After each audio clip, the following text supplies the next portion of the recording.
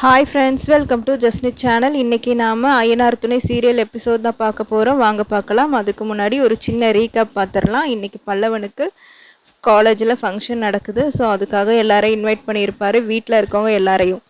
ஆனால் எல்லோரும் என்ன சொல்லிடுவாங்கன்னா, கண்டிப்பாக நாங்கள்லாம் வரோன்னு சொல்லிடுவாங்க. சேரன் அண்ணாக்கிட்டேயும் சொல்லுவார். சேரன் சொல்லுவார், எனக்கு நீ பண்ணது ஒரு பெரிய தப்பு, நான் தான் உங்ககிட்ட பேச மாட்டேன்னு தெரியும்ல, நான்லாம் வர முடியாது அப்படிங்கிற மாதிரி சொல்லிடுவார். உடனே பல்லவனும் கவலையாக காலேஜுக்கு கிளம்பி போயிடுவாங்க.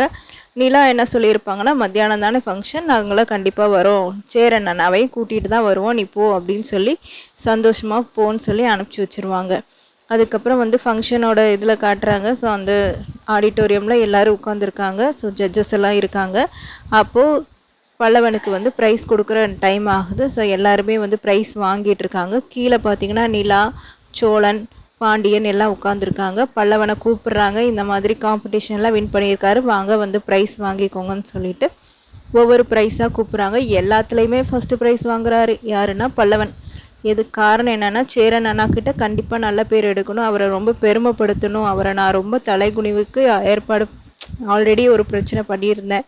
ஸோ அதனால் சேரன் அண்ணா என் மேலே ரொம்ப கோபமாக இருக்கார், அவரை பெருமைப்படுத்துகிற மாதிரி ஏதாவது பண்ணணும் அப்படிங்கிறதுக்காக இந்த இதில் பார்த்தீங்கன்னா மூச்சு பிடிச்சி எல்லா காம்படிஷன்லையும் ஃபஸ்ட்டு ப்ரைஸ் வாங்கியிருப்பார் பல்லவன்.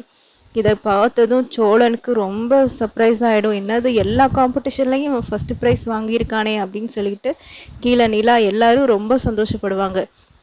என்ன நீ சேரன் அண்ணா இன்னும் வரல அப்படின்னு சொன்னோன்னே, சரி வெயிட் பண்ணு, நான் போய் என்னன்னு பேசிட்டு வரேன்னு சொல்லிட்டு அவங்க வெளியே போயிட்டு பல்லவன் வெயிட் பண்ணிகிட்டு இருப்பாங்க. பாண்டியனும் நிலாவும் போயிட்டு கால் பேசிட்டு வருவாங்க சேரன் அண்ணாக்கு. சேரன் அண்ணா காம்படிஷன் ஆரம்பிச்சிருச்சு, ப்ரைஸ் கொடுக்க ஆரம்பிச்சிட்டாங்க, என்ன இன்னும் நீங்கள் காணோம், கண்டிப்பாக வரணும், இங்கே பாருங்கள் பல்லவன் ரொம்ப பாவமாக உங்களை தான் எதிர்பார்த்துக்கிட்டே இருக்கான்னு சொல்லும் போது சரின்னு சொல்லிடுவார். அப்புறம் அங்கே அனீஷ்கிட்ட எல்லா வேலையும் பார்க்க சொல்லிவிட்டு அவர் கிளம்பி வந்துட்டுருப்பார். ஆனால் அதுக்குள்ளே இங்கே எல்லா ப்ரைஸும் கொடுத்துருவாங்க. அதுக்கப்புறம் என்ன ஆகுது அப்படின்னா, ட்ராஃபி கொடுக்கணும், எல்லாத்துலேயும் ஃபஸ்ட்டு ப்ரைஸ் வாங்கிட்டான், ஸோ நீங்கள் கொஞ்சம் பேசுங்க அப்படிங்கிற மாதிரி சொன்னோன்னே உடனே பல்லவன் போவார், ஸ்டேஜுக்கு போயிட்டு பேச ஆரம்பிப்பார்.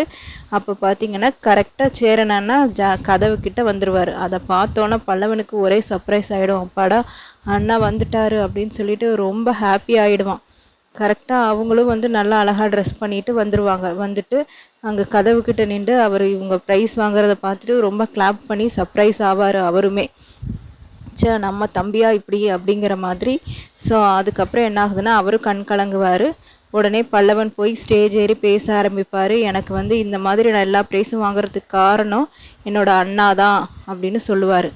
இப்படி நான் ப்ரைஸ் வாங்குறதுக்கு காரணமே என்னோடய அண்ணா தான். என் அண்ணா எனக்கு அண்ணாவே கிடையாது, என்னோடய அப்பா மாதிரி. ஸோ அவரை நான் பெருமைப்படுத்தணும்னு நினச்சேன், அதனால தான் நான் இவ்வளோ ப்ரைஸும் வாங்கினேன் அப்படிங்கிற மாதிரி சொல்லுவார். அதோட இன்றைக்கான எபிசோட் முடியுது. ஸோ தேங்க்யூ ஃபார் வாட்சிங்.